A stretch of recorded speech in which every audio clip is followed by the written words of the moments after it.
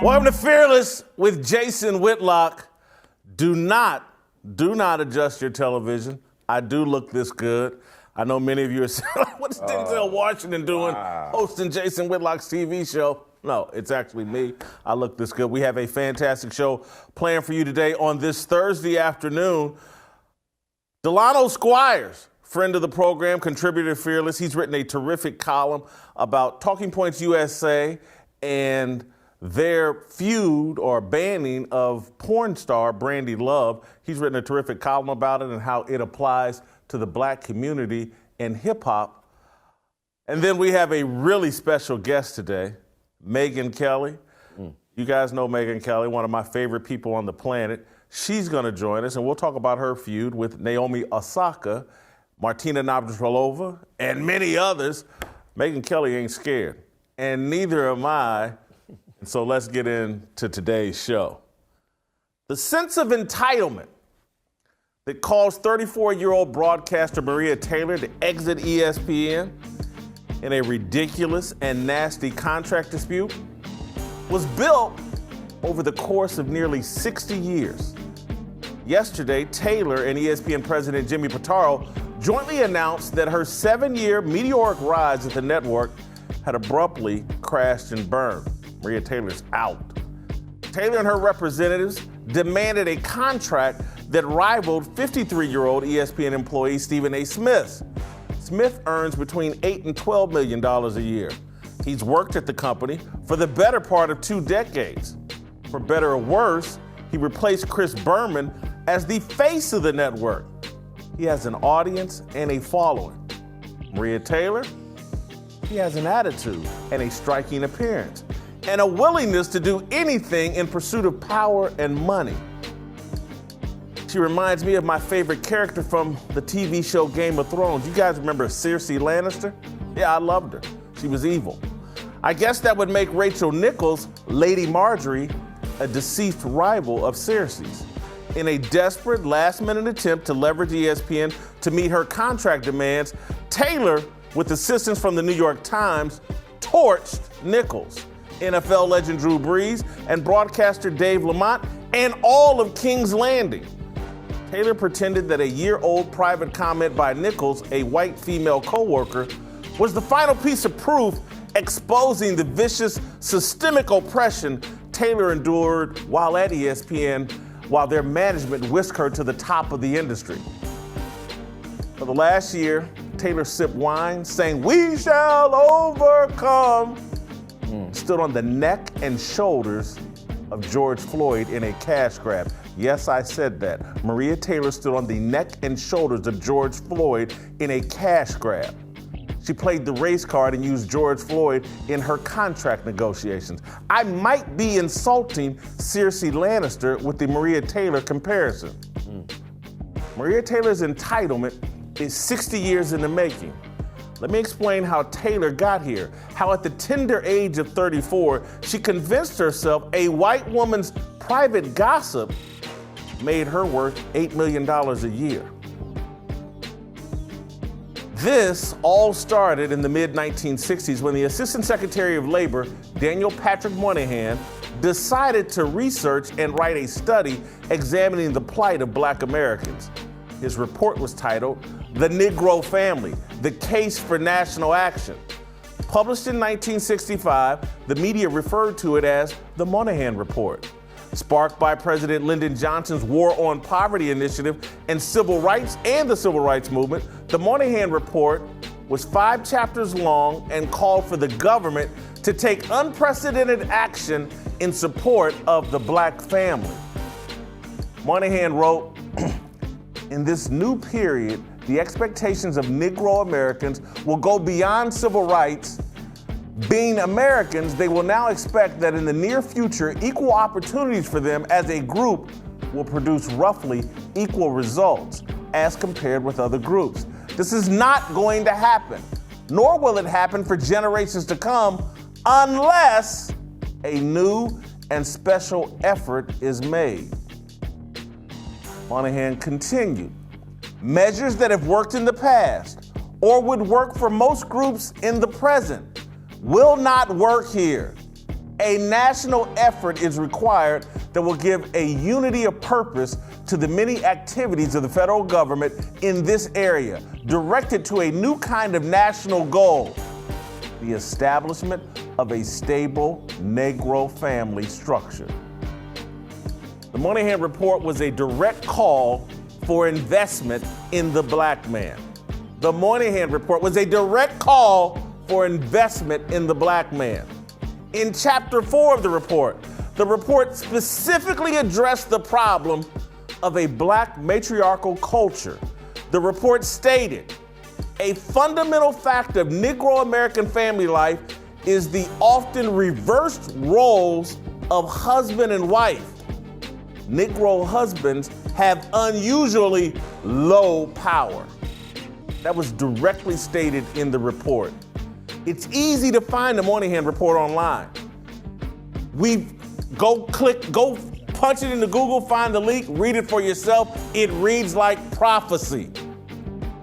Read it for yourself. President Johnson initially loved the Moynihan Report. In June of 1965, at Howard University, he gave a speech co-authored by Moynihan based on the report. 2 months later, the media demonized the Moynihan Report as racist, and Johnson disavowed it, scrapped it from the War on Poverty and the Great Society initiatives. Let me crystallize what happened. The Moynihan Report called for investment in the black man and the restoration of the black family. Great Society programs focused instead on investment in women and couldn't care less about traditional family structure. The spoils of the civil rights movement went to women. The feminist movement overtook the civil rights movement. The black woman licked her finger, stuck it in the air, figured out which direction the winds were blowing, and it wasn't blowing the black man's direction, and the black woman switched teams. She became a feminist. You may not like what I'm saying, but that's exactly what the hell happened. Wow. Patrick Moynihan diagnosed a cancer destroying black America, the emasculation and the marginalization of the black man. The left rejected his diagnosis. They didn't trust the science, so they framed it as racist, offered the black woman 20 pieces of silver, offered the black woman 20 pieces of silver. Come on, man. And the cancer metastasized all over, and then they doubled down on the black matriarchy. That's what happened. Maria Taylor is the byproduct of the black matriarchy, of 55 years of relentless investment in and celebration of the black woman, and the exact opposite treatment of the black man and the black family. That's what's happened the last 55 years. I don't care if you don't like it. Those are facts. They invested in women, they invested in black women, and they neglected and set about destroying the black man and emasculating him. For the last 55 years, all Maria Taylor has heard, and every other black woman, you can do no wrong. You are the proper leader of black culture. And you don't need a black man for anything beyond occasional casual sex. The whole system has been rigged to create black Cersei Lannisters. I don't care if you don't like it, it's the facts, it's the truth. 55 years ago, the Moynihan Report specifically addressed the widening educational and achievement gap between black women and black men. Those gaps are far wider today. But all you hear about is, oh God, we gotta elevate these black women. You don't never hear anybody talking about elevating the black boy, man, anything. There is no focus on us. You know what we get? We get George Floyd memorials. You know what we get? We get Ahmaud Arbery birthday celebrations and bashes. We get black criminals raised from the dead, resurrected as pagan gods. And you wonder why I'm pissed off half the time? Every bit of the chaos, dysfunction, degeneracy, violence, and lack of achievement everyday black people are living with today was documented, predicted, and discussed in 1965. A clear game plan and solution were called for in 1965, 2 years before I was born. We let the media convince us that investing in the black man and the black family was racist. Let me repeat that. Say it again. We let the media convince us that investing in the black man and the black family was racist. We fell for that shit. You wonder why corporate media is obsessed with framing everything as racist? It works. It works as a way of getting black people to make decisions against our best interests. The left wants you to believe America is systemically racist so that they can tear up the Constitution and rewrite it in a way that gives elites more power and control so they can keep burying you. Maria Taylor's left-wing collaborators will provide her a soft landing at NBC, where she will stand as a multi-million-dollar symbol of the rewards for serving the matriarchy, feminism, and the BLM LGBTQIA plus alphabet mafia. How long are we gonna go for this? Jim, I've set a real fire. We're not gonna joke about this. We're gonna talk about this. I can't even crack a joke on it. It's nothing to even crack a joke about.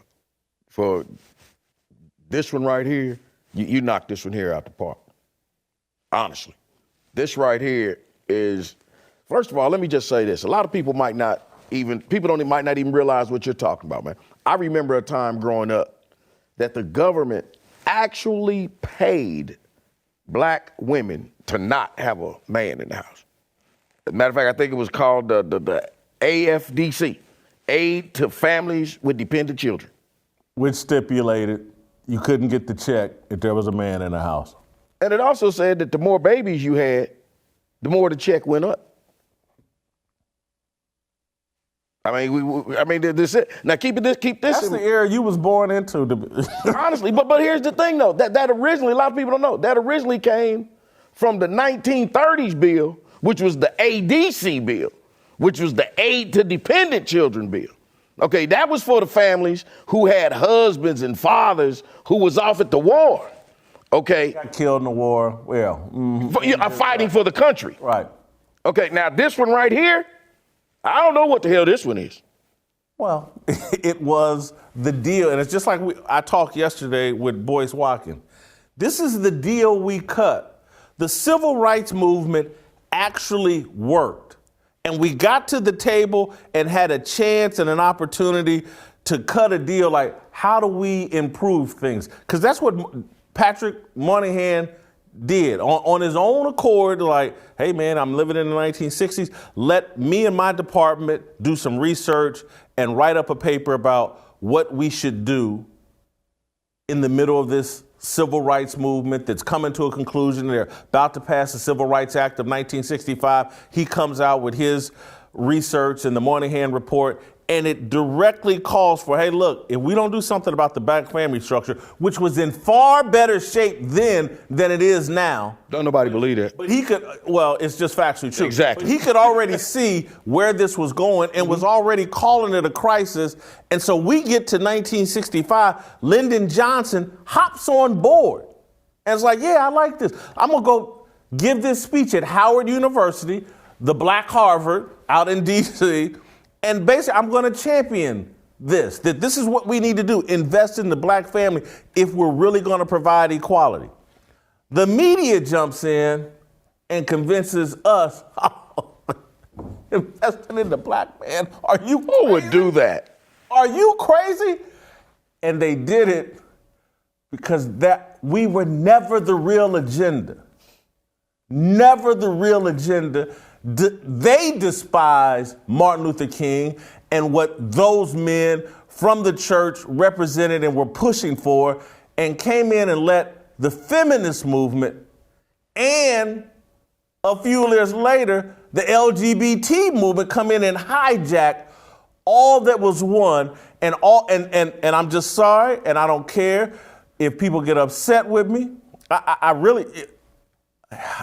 got to be careful. I don't care who gets upset with me, but they took that deal of, Yeah, don't invest in them, invest in us. The black woman did.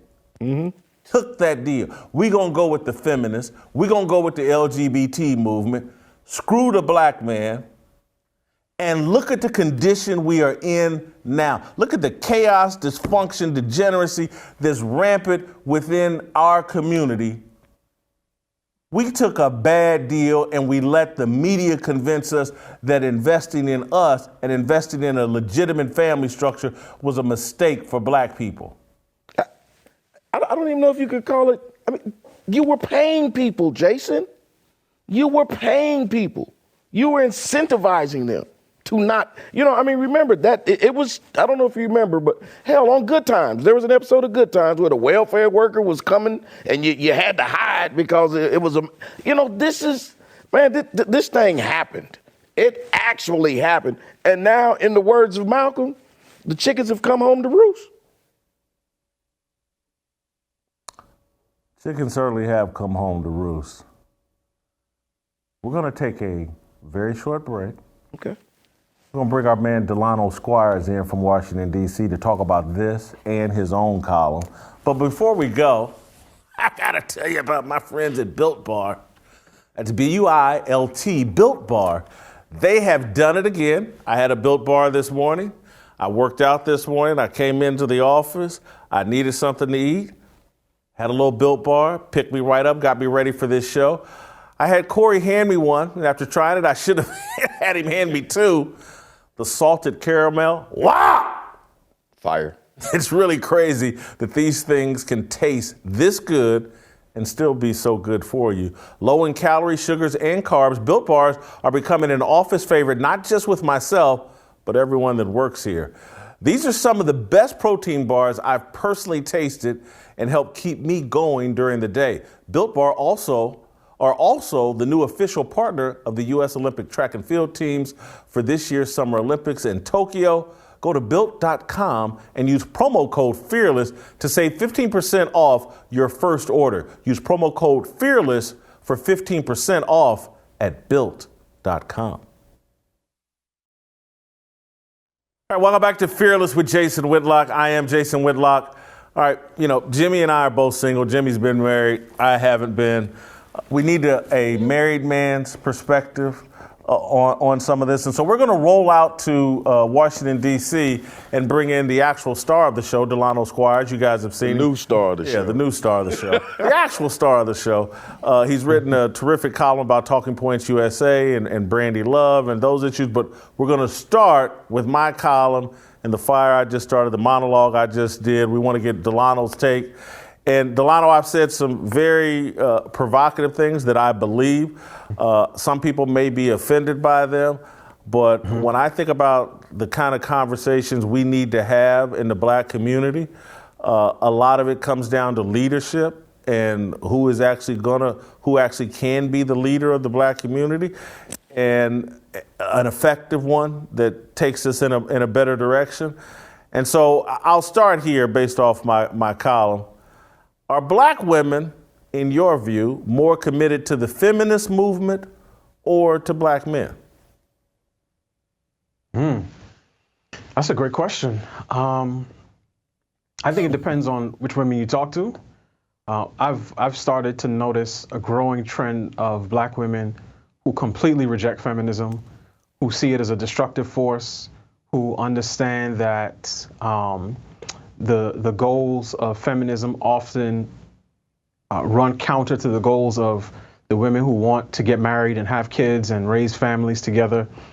Because the feminist movement says that the highest goal that a woman can aspire to is to be a productive worker in the economy and to pursue her own dreams and goals and aspirations, and that the family, the traditional family and marriage specifically, makes it harder to do those things, and that marriage in and of itself is an oppressive force, and that children, instead of being viewed as blessings from God, are burdens that slow down your ability to reach your career aspirations. So I think if you talk to women who've been to college, graduated from college, have degrees in feminist theory or queer theory, or any of those types of social sciences, they probably will have very different views.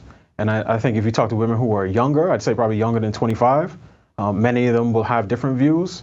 But what I've noticed is that as women start to get older and realize some of the things that they've been sold don't necessarily hold up in the real world, I think some of them are starting to change their views on that. And so when you say you're hearing this conversation, is that because you're hearing it at church and women that are more committed to a traditional Christian point of view? And maybe the reason I hear different voices is maybe I'm taking it from the workplace or social gatherings or social media even, and maybe it's an indication I'm running in the wrong circles, or am I just looking at the results that our marriage and divorce rate is astronomical high, kids born into single parent homes are astronomically high, and I'm looking at all that evidence and just saying that, man, and look, some of it is on us. We're just not committed to each other. We're at war with each other. And I think we were set at war with each other, starting really, again, from the beginning, but a new strategy was introduced in the 1960s. Yeah, so I think, when you're talking about a group that's this large, right? There are 40 million black people about 40 million black people in the United States of America. You're going to get all different types of opinions and views. But if I could sort of split out, I would say there's probably a small but very vocal group who see themselves as activists, see themselves as pushing back against anything that they see as oppression. I think they tend to dominate in the social media sphere. So these are the ones, again, I'm thinking of one self-described radical feminist professor who said that the black men who voted for Donald Trump did so because something to the effect of they hate, a combination of hating black women and wanting to be like white men. That was her contribution to the conversation. I think that number is fairly small, but again, they're very vocal and influential. I think, to your point, the women who have a more traditional view and oftentimes informed by the church, generally speaking, what I've noticed is that they hate feminism, and they're very clear about that. They see it as a destructive force. Many of them want to be married. They want godly husbands, and many of them also use the dreaded S word, right? They will say, "I want to be married to a man that I can submit to, right? I can submit to his leadership, and we can build a family together." The feminist movement says something different. It's not necessarily against submission, women submitting to men, as long as that man is your boss and not your husband. So I think those are two different groups. And then I think there's a lot of people in the middle who aren't necessarily thinking about these things. These things are not necessarily front of mind, but they have been influenced by the feminist movement because of the feminist movement's ability to bend the culture. So I don't necessarily think that a low-income black woman in a large city who is having children, outside of marriage, and she may have 2 kids by 2 different guys. I don't necessarily think she's doing that because of feminism per se. Not that she's thinking actively about, bell hooks or some other feminist scholar. I think it's more so that feminism has for the better part of 50, 60 years, has said, you don't need marriage. Marriage is oppressive. And, women can raise their children in a commune, in a village, with one another, with extended family, with kinship networks. And I think that has become the mood in many respects across the country, not just in the black community. And I'll say one more thing. I think another place where you see this is in around the issue of abortion. In New York City, which New York City has is the city with the largest number of black people. About 50% of black babies are killed in the womb before they even draw their first breath. I don't think it's any coincidence that Planned Parenthood started in New York City. Margaret Sanger started it. I think it was one clinic in Brooklyn, and from there it grew into Planned Parenthood. And nationally, black women account for close to 40% of all abortions. So again, as always, the irony here is thick. The people who talk about systemic racism and the value of black lives are always conspicuously absent when it comes to that particular issue. And I think all of those things can be traced back to the influence that feminism has had on American culture more generally.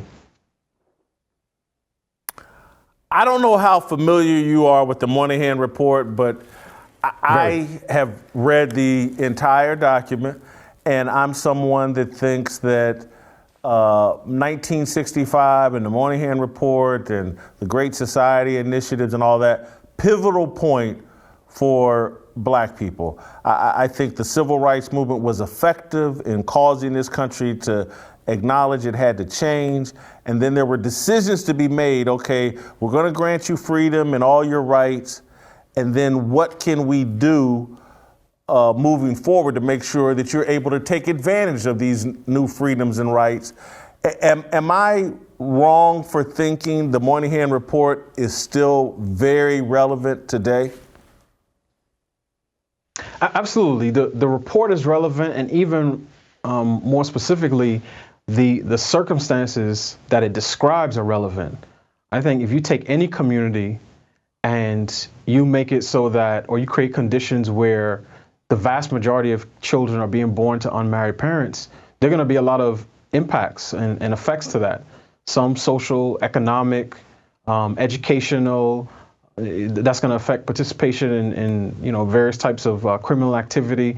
That's across the board. So I think what the Moynihan Report was pointing out was very important at that time and continues to be, because we've seen that one generation of Great Society programs, expansion of welfare, and so on and so forth, did to the black community what hundreds of years of slavery and Jim Crow couldn't, which is break up the black family. A growth in the federal bureaucracy, right, where the government went from Uncle Sam to Daddy Sam, caused and incentivized black women to divorce their husbands and marry the government. And in many respects, that relationship still stands today. It created opportunities and created incentives for men to abandon their responsibilities to their children.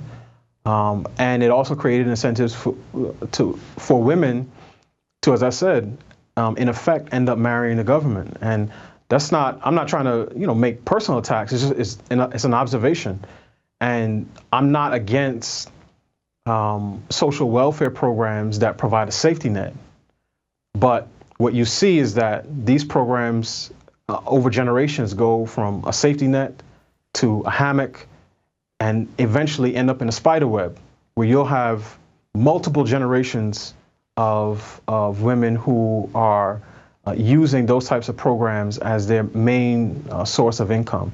I'm not saying it's most black women. I'm not even saying it's most low-income black women, but the phenomenon is large enough where it still has impacts in our culture today. Delano, I wonder if it comes across to you, but I sit here in 2021 and I hear about so many programs and initiatives and promotion directed at black women. The whole Yas Queen movement and You Go Girl and Black Girl Magic and but it's not just slogans in terms of programs, set-asides. We have to, and again, all the way down to, there's got to be a black female host of NBA Countdown. There's just, and I hear nothing. I hear nothing about programs for black boys. I hear about movements for dead black men who resisted arrest, and how can we honor and celebrate them? Let's celebrate the dead. But I'm unaware of any initiatives specifically directed at the development of black boys and the concern and the gap. Black women are so outpacing black men. The most help, and this was true in 1965 when Moynihan was writing the report. He was saying this like, man, black women and girls are actually achieving at a rate a lot faster than black men. I'm just wondering, am I wrong for feeling like, hey, look, because it sounds like I'm mad about all the help what support being thrown at black women. The only reason why I'm mad about it is because there's none for us. And black men are in the most dire conditions, and people running around in the street trying to honor George Floyd. What about Jimmy's two boys? They ain't robbed nobody, and they're not strung out on fentanyl. What about them? Can we get out in the streets and direct programs at them rather than building statues for George Floyd? That's where my frustration comes in. Yeah, and I understand that frustration. I think, again, there are a couple of different things that are interacting together. I think, generally speaking, the phenomenon you described between black women and black men, in terms of women being promoted and oftentimes seemingly to the detriment of men, is one that you see playing out, in broader society as well. A lot of programs are geared towards women. So programs, to get women interested in STEM fields, and some of those I'm in favor of those things, right? I think if women want to have careers in science, technology, engineering, and mathematics, the pathways should be open for them. But sometimes it gets to the point where there are programs to encourage women to go to college, and there are already more women in college than men. And I think we just get so used to the paradigm of men oppressors, women oppressed, white people oppressors, black people oppressed, so on and so forth. So what ends up happening is that even as conditions change, our thinking about these issues does not change. And I think one of the things that, again, the feminist movement does or did and still does today, I would argue, is that it encourages women to see the gains that I'm talking about oftentimes as gains for themselves and not necessarily, gains for the broader community, so to speak. And part of that is just, I think in many respects, it's just human nature. There may be some women who disagree, with what I'm saying now, and they'll say it sounds sexist and misogynist, but very few of them, particularly I'm thinking about, professional black women, highly educated black women, very few of them want to marry a man who they have to support. So on one side, publicly, they'll say, no, women should have all these accolades and we should pursue all these things, and the men need to get over it and not be jealous. And to some respect, I agree with that. I don't think, insecure guys make for good mates anyway. But at the end of the day, they all want someone who they feel is a capable and suitable leader. Some women may talk a good game and say, I'm an alpha woman, and they want a guy who, may be a little bit more submissive. But long term, after a while, they lose respect for men like that. So I think to the extent that any movement undermines the ability for men to become gainfully employed, to be leaders in their home and in their community, and to pit them against the women, in their own communities, I think that movement is doing people a grave disservice. I'm gonna throw you a bit of a curveball. Okay. Because I'm just thinking about this in the moment and thinking about my Game of Thrones analogy. And I love that TV show for the first 3 or 4 seasons because I thought it was a great explanation of what women and men will do in the pursuit of power. And they'll do anything. And I said this yesterday, Stannis Baratheon burned his daughter at the stake. Cersei Lannister, who I referenced in my monologue today, burned down King's Landing, burned up, torched her enemy, Lady Marjorie. Like, people will do anything in pursuit of power. And I honestly think that from Stacey Abrams to Oprah Winfrey to Maria Taylor, black women have fallen in love with their power and are no different than anybody else. Hillary Clinton, who gets a taste of power and anything, and they will step over and step across anybody in pursuit of that. And I actually think, and this is where my bottom line point is, I actually think a lot of men are afraid of women and are afraid of being cut off from that honey spot that a lot of us love to enjoy, and that black women are actually in control, even in marriage. And again, I don't want you to talk about your own personal situation, but even in marriage, because it's talked about in the Moynihan report, that in 1965, he was like, wow, black men have no power in their relationship. This is the whole roles are reversed between husband and wife. And he's talking about in 1965. In 2021, my God, I can only imagine what it's like. Could you react to any of that? Sure. I think those dynamics, I think, have been at play for quite a while. I know you've heard the saying that, black women are the backbone of the black community. I don't know how many other groups see it that way. To me, there's a disconnect between the women who say that and say that with pride, and then in the next breath say, we're overworked, we're tired, we're unprotected, and nobody's looking out for our interests. And as I said, I think there's a certain tension there in wanting to be out front. And you even see this in Black Lives Matter, right? It's three women who are the face of the movement. Oftentimes when I saw protests, there were women, at the front lines. And again, part of this is a criticism of the men who, for one reason or another, don't see it as necessary for them to step to the front. But part of it is, I think, some of those women in those movements, they do think that women should be centered and should be leading the black community. And some of them say, quite openly, they say black women save democracy. Black women are gonna, lead the black community out of whatever issue is going on. And I just don't think that they understand why the two things that they say. We're stressed, we're overworked, we're unprotected, and we want to continue to be at the forefront, are not, congruent and not in harmony with one another. I do think that many men are afraid of women, to be quite frank. I was going to say for a slightly different reason than you said, and particularly men who have a public profile. I just think that they are afraid of being labeled as sexist, misogynist, and they don't want, and I'm going to paraphrase an article from The Root and from Very Smart Brothers, the blog that, The Root, I think, ended up buying out, is a lot of these men don't want to be seen as having the same relationship to black women as they think white people have to black people, which means they don't want to be seen as the people who are holding women down and keeping them back from being able to achieve all of this that they want to achieve. So no matter what types of things go on in the community, they'll sit back, and if it seems even remotely critical of women, they will save that criticism for private discussions with one another at the barbershop. They just won't say it publicly. And that's why I said we need more fearless men, because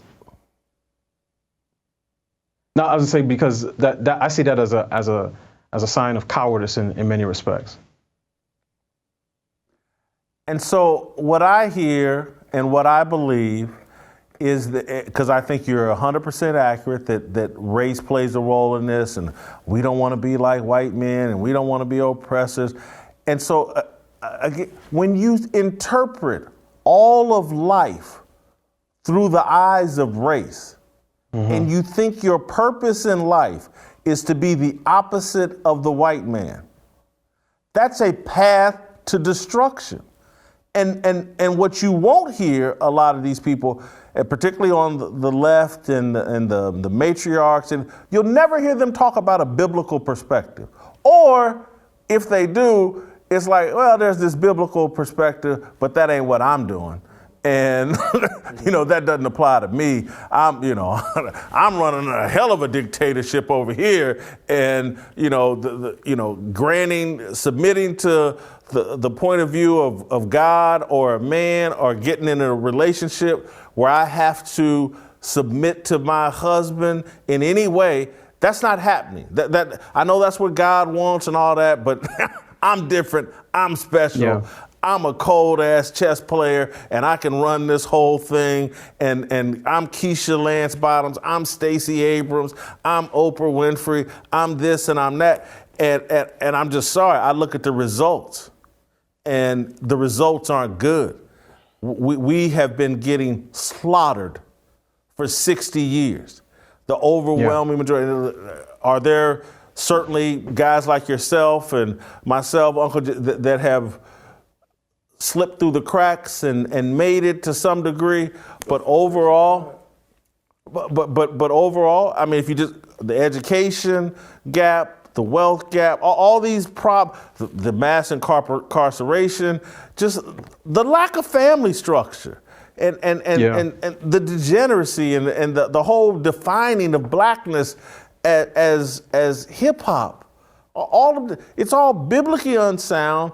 And we're all pursuing a racial agenda rather than any sort of godly-like agenda, and it's leading to our destruction. I want to ask you this, Delano, and then we'll switch to your column. I believe that the feminist and the LGBT community are the biggest winners from the civil rights movement. That, again, when Martin Luther King and them led a war, and when it got time to divvy up the spoils of that war, white woman slipped in there, the LGBT community slipped in there and said, hey, black women, follow us. And they got all the spoils, in my view. What happened was, I don't know, am I exaggerating that point? No, I don't think so, and it's so interesting because right now, especially when I look at commercials, and particularly since last year, it seems, and I don't know if you guys noticed this, but more and more it seems like there's a concerted effort to tie blackness to the LGBTQ community, and again, I see it all the time, and sometimes you'll see that they'll talk about the pride flag, and then reference specifically, black and brown bodies. And I do think in many respects that, some of the gains for both women and, LGBT, Americans are right in line with the civil rights movement, right? So access to education and health and housing. But I think what you've seen is things go even further than that, because most movements are never satisfied with just enough. They're called movements for a reason, right? Because people always say there's more territory to be captured. And I think what you've seen over the last, 50, 60 years is a desire for women who say, I want to be able to go and work and support myself, particularly if I'm not married and I don't have kids. And now it's, to the point where, as I said, that even for married women, oftentimes that is seen as the pinnacle of success. It's not family and building and sustaining family, it's being able to climb the corporate ladder. And the same thing with the LGBT community. It's not just we want our rights to be accepted. We want our rights just like anyone else. It's we want our position, our worldview to be affirmed and accepted. And if you don't affirm it and accept it, then you yourself are a bigot and a homophobe or transphobe. So I definitely think that both of those movements have piggybacked on the civil rights movement, oftentimes in ways that are detrimental. But I want to say one thing really quick, because you made a great point about worldview and about the dangers of viewing everything through the lens of race. And one of those dangers comes out, I think, in the way that black folk today, how we talk about ourselves. This is why I reject any discussion in which black people call themselves slaves or say that we're enslaved, because when you say that and think that about yourself, what'll end up happening is that somebody, and particularly the person you think is oppressing you, will sell you garbage and nonsense and self-destruction, but they'll call it freedom. And if you think you're a slave, you'll reach for it and say, yes, now I'm finally free. And I think about that when it comes to, and again, I'm gonna go back to an issue that's very important to feminists, which is abortion. And I don't understand how black folk can vote 90+% for a party whose message to us is you should kill more of your children. Because when the cigarette companies, the liquor stores, the predatory lenders, the check cashing places, when they set up shop in the black community, Come on, Delano. the NAACP, they'll say, these are predatory companies, right? They're trying to poison our bodies and corrupt our minds and take our money. But when Planned Parenthood sets up 80% of their facilities in black and brown communities, the response from the Democratic Party is, no, this is a good thing. We think you should do more of this. And the fact that we vote for that because we think that the other side is racist doesn't make any sense. I can't think of any black leader from the past who would accept from someone that they say is oppressing them, because for many of these folks, they think all white people are oppressing them. And the message from your oppressor is, you should kill more of your offspring. I don't know any king that would think that way. I don't know any queen that would think that way. But when these various movements, these subversive movements, are able to separate us, and instead of thinking as a unit, a family, a collective, we think as individual actors, then they can turn, the men against the women. And ultimately what happens, the result of that is that the children suffer. You made a great point. And to button up that topic, same thing they did with the Moynihan report in terms of something that was about to be good for you, the investment in the black family. We're going to frame it as racist, and it's racist. We don't want more black family. It's crazy. They've been doing the same thing for 60 years or 100 years, and we keep falling for the same stuff. You wrote a terrific column today about Talking Points USA and Brandi Love, the porn star who is a conservative. She writes for the Federalist. Talking Point USA was like, I don't think we want you speaking to our young students. Pornography is a bridge too far. You think that's a message that applies to us as it relates to hip hop, that perhaps we should treat rap the same way? Go ahead and elaborate. Yeah, I mean, the dust up, online with conservatives as it relates to the Brandi Love issue, I thought was really interesting, and I think it could be instructive for the black community. And really quick, what it was is that there are certain conservatives, they tend to be Christian or religious or have a particular moral framework, who say that pornography is inconsistent with conservatism. And their view is that that the body has been created, that God created all of humanity, and that using one's body to sell sex in that particular way is inherently degrading, in the same way that, it would be if you use your iPhone as toilet paper, right? You're using it, but that's not what it was created to do. So for them, they see that type of degradation as something that conservatives should not endorse. And on the other side are the people who say, well, we should be a big tent, we should be practical and pragmatic, and we should do whatever works for political expediency. And we shouldn't purge people from our movement because we need everyone we can get to beat the left. And I see that as a good parallel for the black community, where we can ask ourselves, what are our boundaries? What constitutes too far in the black community? And to this point, too far has been any political position that can be painted as conservative. Now, we'll let in our cultural border patrol. Our cultural border patrol will let in, gang violence. They'll let in, degradation. They'll let in drug abuse. They'll let in stripper culture. They'll let in all those things. Anyone who pushes that type of lifestyle is more than welcome at the NAACP Awards, at the BET Awards. They're welcome at the proverbial cookout. But if you come in and you quote,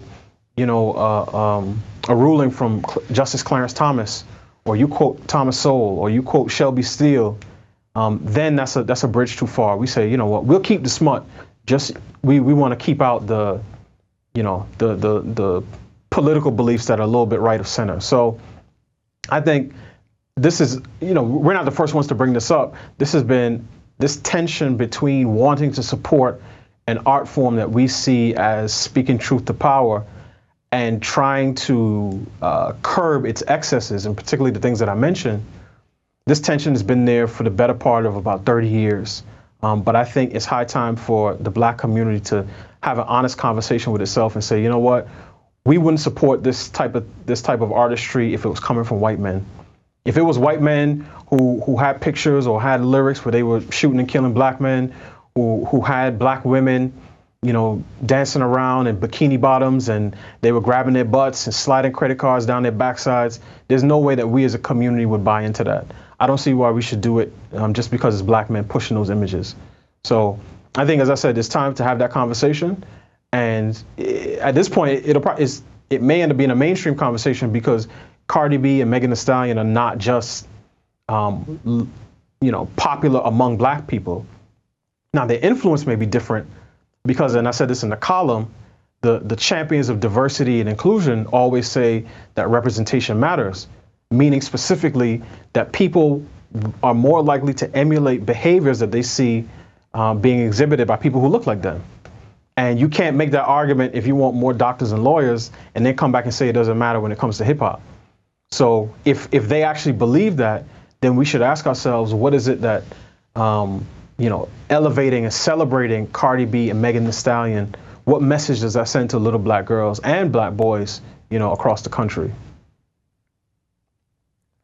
Delano, I beat how did we get here that, and I can remember this from my childhood. If your grades were too good, you're acting white. If your English was too proper, you're acting white. And I don't understand how parents, responsible black people, allow this to become the standard without objecting. The only thing we object to passionately is, again, like you said, if you cross that line and make it seem in any way that you agree with conservative white people over liberal white people, that's the line too far. You're kicked out of the neighborhood. You're a pariah in society. But all of this, everything like that is negative. If the crack of your butt is showing, you're acting black. If you've spent all of your money on gold chains, you're acting black. If you're dealing dope and rapping about it, you're acting black. I'm just trying to, as I talk this through, I just wonder how we deal as black people, how we deal with the fact that white people in the privacy of their homes, liberal or conservative, are looking at like what we're co-signing for and what we're allowing. They're like, man, that's crazy. Do they have any standard for themselves other than, man, you better agree with these liberal white people? Yeah, when you ask the question how we got here, like many things, it's complex. I think part of it is that black artists and entertainers have always enjoyed a different sort of position in the black community than their white peers. So for us, our artists, our entertainers, and our athletes use their craft, their minds, their bodies to push back, both through their output, right? The things that they sang or said or did, they push back on the racist stereotypes that were so prevalent, throughout our country's history. Some of them also joined the civil rights movement and were vocal leaders. So those positions, just much like the black preacher, have always enjoyed a particular type of relevance in our community. So I think that's how positionally rappers have been able to wield influence. I think one of the other things, and this goes back to what we were talking about before, is that as the family is weaker, right, as the family has grown weaker and other forces have grown stronger, the virus that may cause one person to have, a slight headache for half a day causes, much, much more severe symptoms in people who just lack some of that social immunity. And when families are weak, when parents are struggling to make ends meet, when dads are absent, it's no surprise that the streets end up raising kids.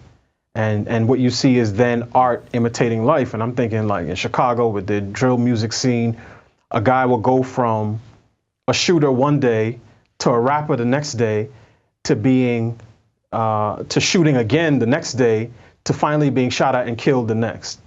And I think you see, as I said, that art imitating life in such a way that it's hard to deny that those dynamics are at play. So I think positionally, any public person in the black community is going to enjoy a certain level of influence.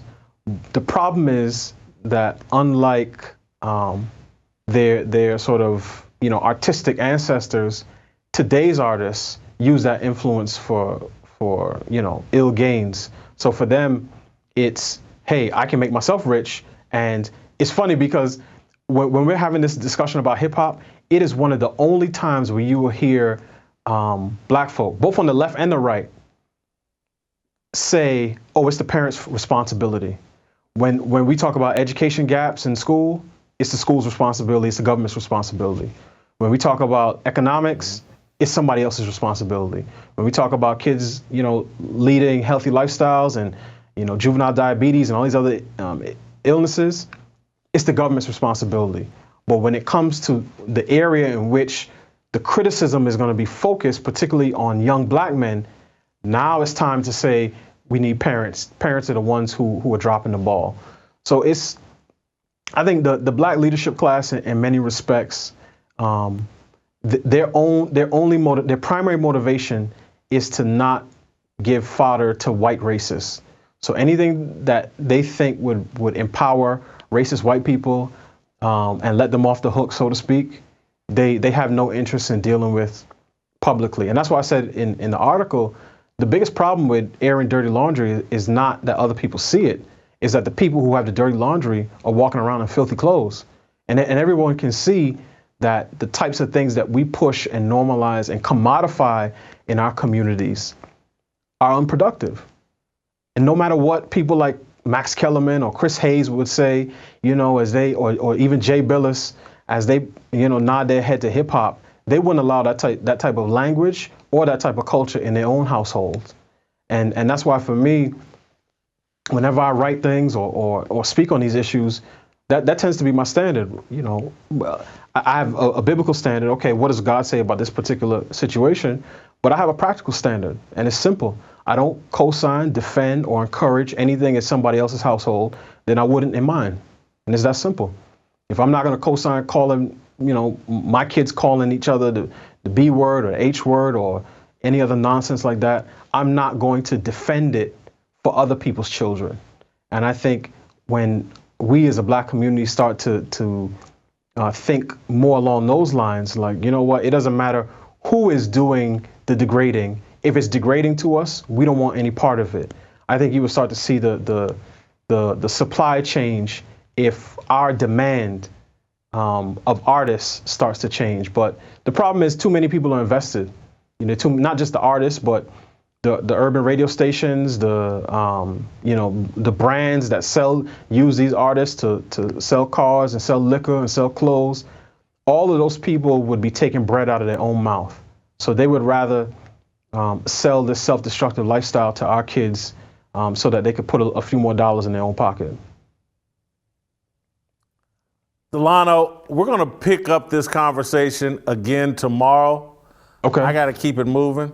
Megyn Kelly's on the other side of this segment. But I want to pick up this conversation again tomorrow because I basically just believe the minstrel shows that we complained about in the 1910s and 20s and the blackface deal, they just allow black people to play those roles now. We put on our own blackface, put on our own minstrel shows. We're Al Jolson or whoever was the greatest minstrel.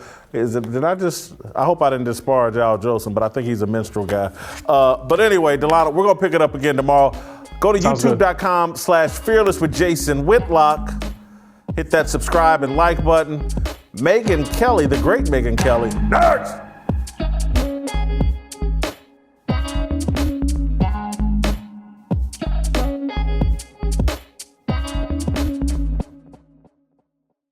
Welcome back to Fearless with Jason Whitlock. All right, we had a very special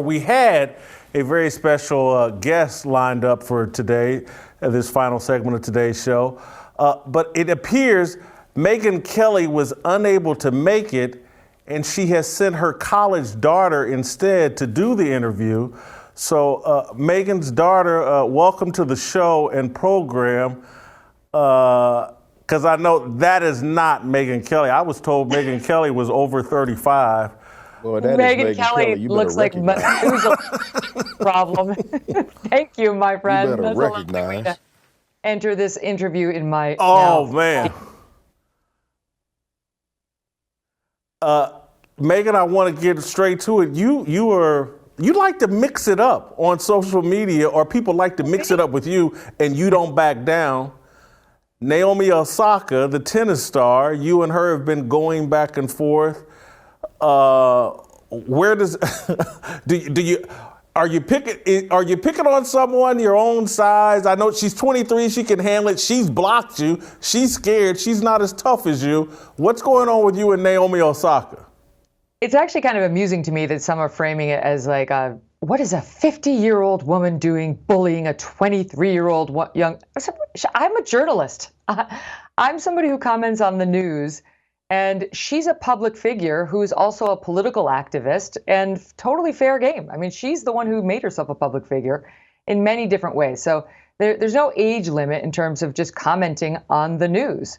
So look, I wasn't picking on her. She came out. She said that the press are annoying. They keep asking the same questions over and over, and therefore I don't want to do press conferences. She got fined. She got a bunch of pushback because she wanted special treatment, and the other athletes all do it. And her sister came out and said, this isn't about depression. When she says mental health, really what she just means is she doesn't want negativity in her world. That's all. She doesn't want people getting in her head asking her why she can't play as well on clay.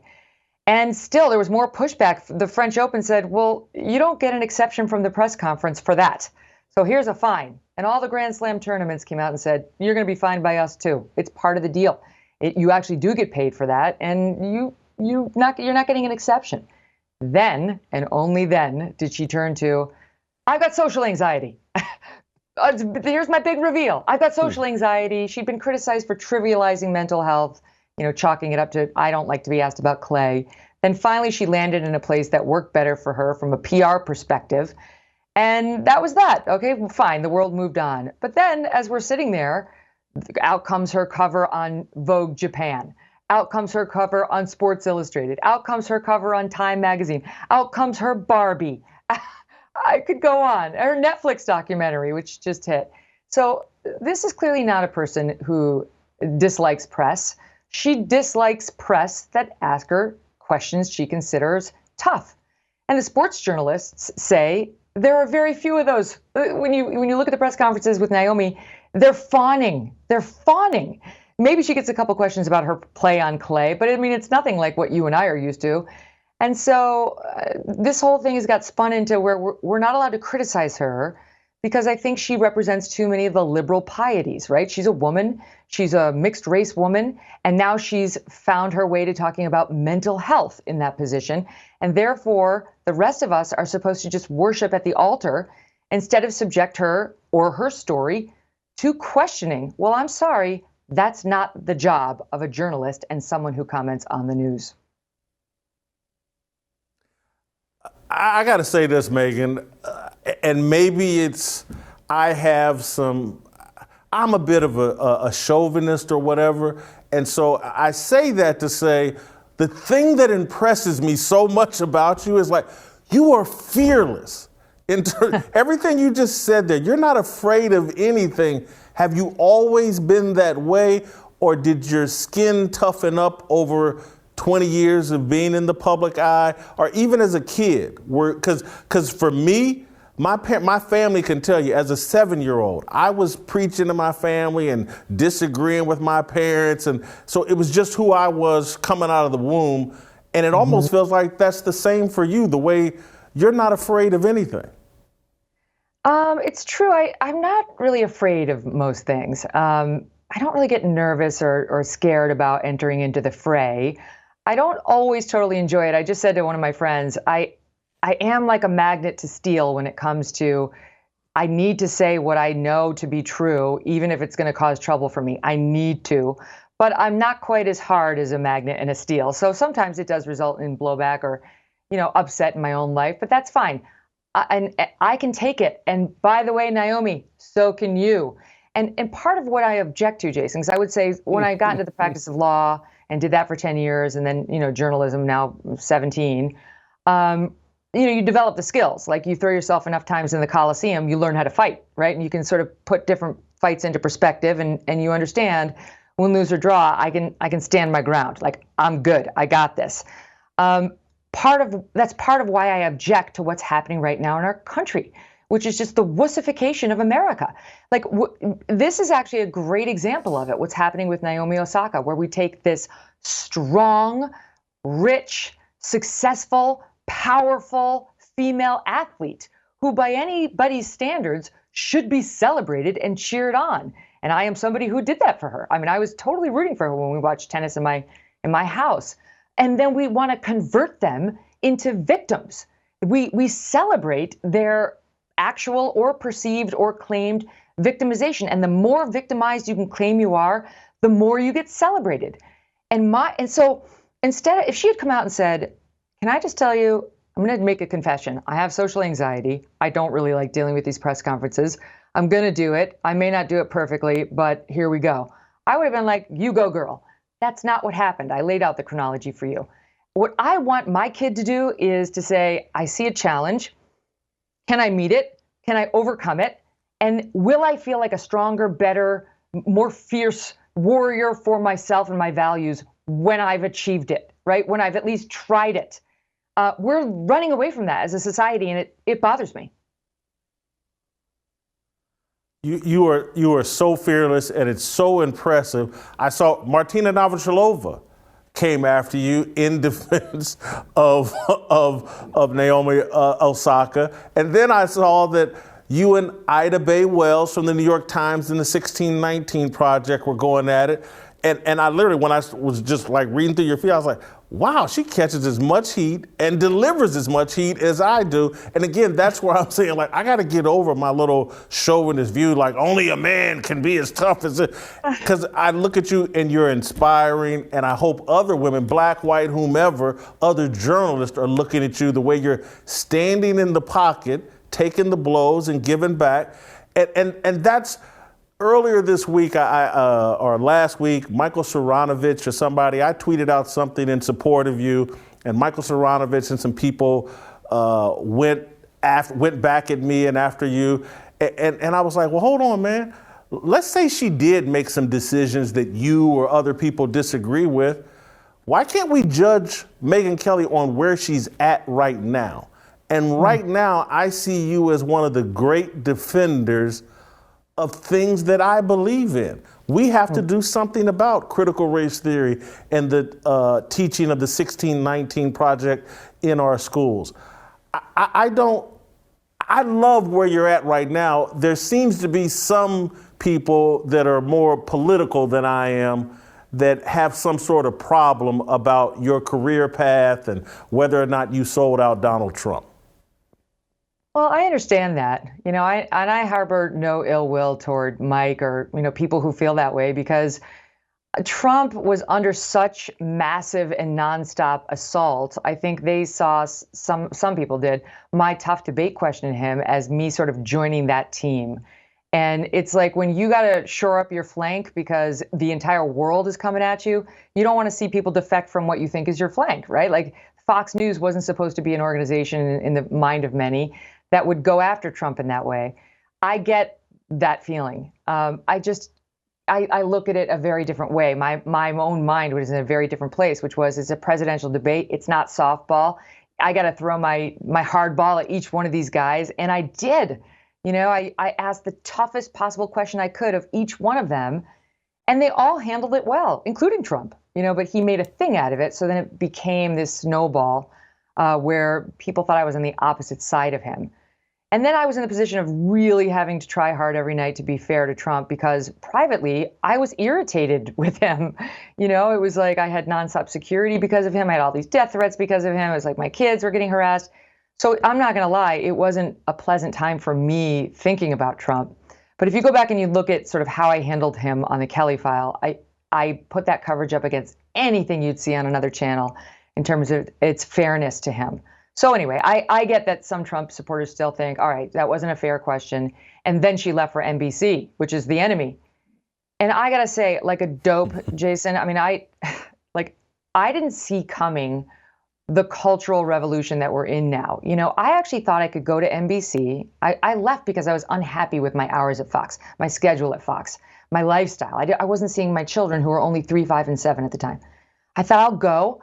I'll do this morning show. It'll be like about, you know, stuff that makes you feel good, you know, like finding your faith again or overcoming a big challenge. And then I'll be home by noon.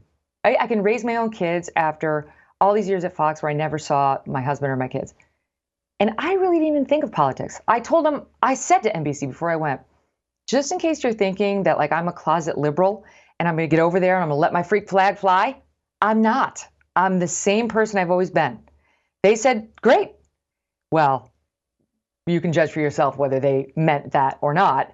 But you go back and look at the way I covered Kavanaugh, Trump, all the stuff, and you'll see the same old me that you saw on Fox. I just think people had a perception, accurate as it turns out, that NBC was far left.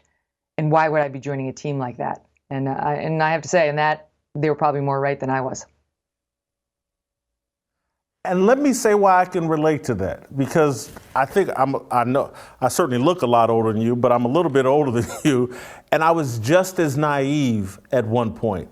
I worked at ESPN twice, once from about 2003 to some period, 2007 or whatever, and at that time ESPN wasn't political. It certainly wasn't left wing. It was just a celebration of sports.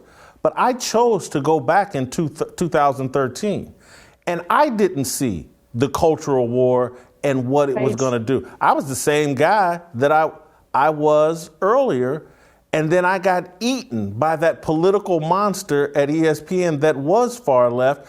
I was just as naive, and I wouldn't want people to think that it was just some calculated money grab, and I just go whichever way the wind blows. It wasn't that at all. That's why I can relate to what happened to you at NBC. Yeah, no, Fox offered me more money to stay there. It definitely wasn't about the money. It was about my kids. And it just been such a brutal couple of years without seeing them. And it was just so acrimonious. And, you know, there's stuff behind the scenes. I wasn't getting along with Bill O'Reilly and all sorts of stuff that you don't need to even, but it just, as soon as I sort of got to the top of the power I'd love to know. My life went downhill. I mean, look, the short of it with Bill is, instead of taking credit for me, which he should have, you know, he was the one who first made my name well known by putting me on his show once a week and then twice a week. He felt threatened by me the numbers that I was putting on the board. That's my impression, you know, and he started to behave accordingly behind the scenes. I wanted him to be my mentor. In some ways he was. He abandoned that role and really started to come after me behind the scenes. It was just really unpleasant. So it's like, I'm going to work, Trump's kind of coming after me, O'Reilly's not an advocate or an ally anymore. A lot of other stuff was going on. And at the same time, I'm not seeing my children. So it's like, okay, where am I going to go? I'm not going to go to CNN. I knew that even then. There was no way I was going to MS.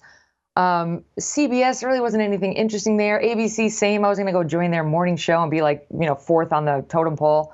So this is like my own hour where I could do nicer stories. I wasn't thinking I was going to do cooking. I thought I was going to do like more of an Oprah type show. And it wasn't. It just, like, on many levels, it didn't work out the way I thought it was going to. And I will say, as stressful as my last year or two at Fox were, they didn't compare to that year and a half I was at NBC. That was the most stressful time I've had professionally in my life, because it was a square peg, round hole, and I had no allies. And it was like, what have I gotten myself into, right? So even though the ending was ugly and painful, when you're dying death by 1,000 cuts, the machete is a mercy. So I was ultimately very happy to get out. And so what you're doing now with your own podcast, and I think you're adding, I read the visual component, you're building your own show. The thing I love is I think you're exactly where you need to be to show your full personality. You've got an awesome sense of humor. You have obviously amazing confidence in yourself.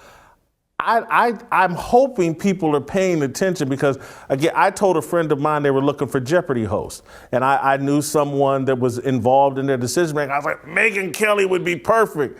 She's strong, powerful, humorous, And I kept pushing that behind the scenes. I think you're in a position now to show people your full personality, and that over time, whatever little bitterness people have, I just think your personality is going to overwhelm them.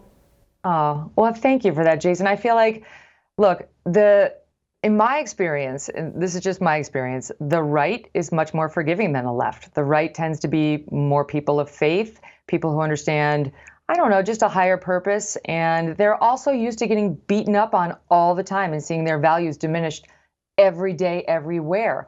So my experience is they're pretty quick to forgive, even if they get mad. And having been at Fox so long, I feel like I can say that wisely. Now, the far left, I don't have any interest in getting them. They're not going to like my show. They shouldn't watch my show. I mean, they can if they want to, but it's not for them. You know, they should be watching Rachel Maddow. That'll be a great program for them. I'm not really looking to get them, but I think the center left, they're not woke. The center left, I think, are the people like Thomas Chatterton Williams, you know, who he's brilliant on Twitter, and he's a more heterodox thinker who's a black man living in France. He happens to be black. And I think somebody like that would listen to my show, even though people might think, you know, you're a liberal and you didn't like Trump. Why would you, you know? So anyway, I think that the pool of people who are available to me is big and getting bigger. And you're right, because I feel like I'm finally in a forum where not only can I show my full personality, but I'm not cancelable. I can say whatever I want to say, and I have been. Who on the left, high profile, or who has a show, is there anybody there like you enjoy their show? I'll go first and say Bill Maher surprises me often. A lot of times I've been watching his show over the last 6 months, and I'm like, man, I think this dude has been red-pilled. That's a guy that I like and think a lot of times he comes from an honest perspective. I like Bill Maher. You know, I sort of love him and hate him in equal degrees. One night I'm like, yes, that was brilliant. And the next time I'm like, oh, God, why is he crapping all over Middle America again like a bunch of rubes, right? So I have this love-hate thing with him, but net, I'll put him in the love category. I don't know, like if I were going to turn on CNN, I would watch Smirkanish. You know, I think he's good. I don't know. There's not that much left, Jason. I got to be honest. I just feel like back before the revolution or whatever it is that's happened to our country, I would watch Anderson Cooper. I'd watch Wolf Blitzer. You know, they were kind of boring, but they were fair, and that's okay. I can accept that. Boring plus biased, that's sin I will not countenance. I'm not going to watch that. And that's where they've gone. So CNN's no longer available. MSNBC's no longer available. So I haven't been watching a lot of TV news. What I do every morning, I go to realclearpolitics.com and I read editorials from the left and the right. And if I'm going probably the most leftist thing I'll take in is I like The Daily, the podcast from the New York Times with Michael Barbaro. How about on the right? I'm someone that thinks like Tucker Carlson has ascended to the best talk show host that I've seen. I think he's been the equal of you in terms of his fearlessness, perhaps more fearless because he's sitting on Fox News taking some major shots at the government and every day. Sacred cows. Every day. I love what he's doing. Who is your role model, or who do you think is the best in the business beyond myself or you? Who's the best in the business right now? I love Tucker. I loved him when I was at Fox, and I actually recommended him for the primetime role, which he would tell you as well. I only have praise for him. I just think he is fearless, and he's making a real difference in the national conversation, and he's got the thickest skin of any person in news. Thank God. I love Ben Shapiro. He's, in podcasting, I would say he's my fave. He's just so fun, and he's funny. He doesn't get enough credit. I used to put him on the Kelly File all the time, so now it's fun to see him just taking over the media world. I listen to Glenn on the Blaze. I love you. There's a lot of good people, like some gals over there. Uncle Jimmy. Uncle Jimmy. Uncle Jimmy. My God, how did I forget Uncle Jimmy? What am I doing? Uncle Jimmy's my fave. You were such a hit on our show last week, Uncle Jimmy. People were writing in asking for more. Thank you. Okay. So yeah, it's a wide net. It's a wide net, but I would say I have a lot more people I listen to on the right. I like National Review. Those guys are, a little bit more center right than right, but I think it's good to get a variety. Let's end on this note. I want you to walk me, because you've been pretty outspoken about critical race theory. You're a parent. They're trying to teach the 1619 Project in schools. Try to help my audience understand, and particularly because, part of what me and Jimmy are doing is outreach to the Black community, trying to get them to understand what the conservative side of the argument even is. And so for my community or my audience, help them understand why critical race theory and the teaching of the 1619 Project are just way too divisive for America. Well, I mean, I think 1619 should not be taught in schools because it is non-factual.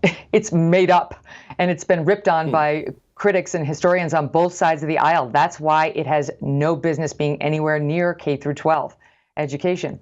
The critical race theory more broadly, in a nutshell, I'll quote Chief Justice John Roberts, the answer to racism is not more racism. And if you wanted to look at today's K through 12 education and say, how can we take these kids who are living in the most multicultural, diverse society in the world right now, democracy in the world, and create little racists, what would the answer be? It would be critical race theory. It would be divide them by race, tell them one group is worse because of their race, one group is inferior and unable to help itself because of its race, and see how that goes. That is what's happening. And I didn't read it in a textbook or see it in a news report. I lived it. I have 3 kids, one of whom just moved out of elementary school, but the 3 of them have been in it, living it in New York. And it's been horrifying. And New York is, our school, in my boys' school, we were in the minority as a white family. This is a very diverse school. All of our schools have been. And yet they're taking kids who are naturally loving of one another, supportive of one another, completely great friends with one another, and teaching them that they're different, they should be divided, and there should be resentments between them. And honestly, Jason, when I saw that, I'm like, we're out of here. That you're not doing that to my kids. So, when you are faced with this, as so many parents are now, and it's not just conservatives, I've talked to a lot of liberals who feel this way too. They're on our team. That's why, by the way, we should not be talking about conservatives and liberals right now on this fight. We should be talking about woke and non-woke, because our non-woke crowd is a lot bigger than just conservatives. So let's not limit our team. People need to be prepared to get called names, because that's what the left does, right? That's what the woke do. Call you bigots. They called you a racist. They call you a white supremacist, right? You're a white supremacist. Larry Elder's white supremacist. I'm an internalized misogynist. I don't know. You're going to get called names. Who cares? Fight, right? Fight, because this is for our kids, our future. And the more they indoctrinate these kids with these insane David Duke type messaging, the more we have to worry about our future for our country, right? So get in the game. It may be hard. You may not be like what you see about yourself in the paper or the school circular. I don't care at this point. Get in the game. Megyn, thank you so much. This is Megyn Kelly's daughter. I hope her mom can come on the show next time. That would be great. Who knew Megyn Kelly's daughter was just as smart as her mom? I mean, she's just a kid. She's as smart as her mom. You guys are I like amazing. the mama. I like the mama. I'm going to tell you. We'll get her next time. Thank you, Megyn. Sweet dog. See you soon. All right, youtube.com/fearless with Jason Whitlock. Coming up, we'll do our approval rating on Maria Taylor. Thanks. These words are our religion, our regrets and our decisions. We all want to go to heaven with freedom. It's my obligation, no hate, discrimination, raising up your hands for freedom.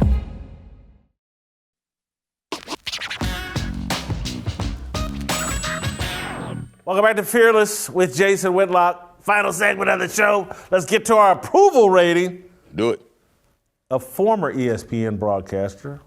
She's allegedly headed to NBC, where she'll raise hell over there. I've called her the Cersei Lannister of broadcasting, Maria Taylor.